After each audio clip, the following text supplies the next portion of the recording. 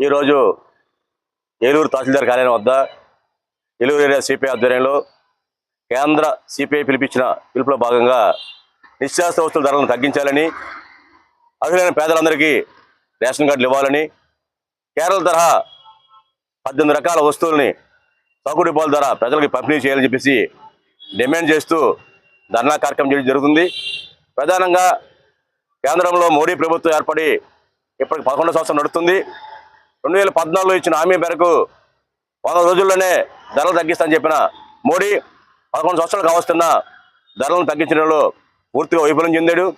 కేవలం 10ల సంఖ్యలో ఉన్న కార్పొరేట్ వ్యక్తులకి, శక్తులకే అది మేలు చేతనం తప్పించి కోట్లాది మంది పేద ప్రజలు, సామాన్య మధ్య ప్రజానికానికి న్యాయం చేయట్లేదు. అదేవిధంగా ఏలూరు కార్పొరేషన్ విలీనమైన 7 పంచాయతీలకు సంబంధించిన పేద ప్రజలు గత 5 సంవత్సరాలుగా ఉపాధి లేక ఇబ్బంది పడుతున్నారు. అక్కడ ఉపాధి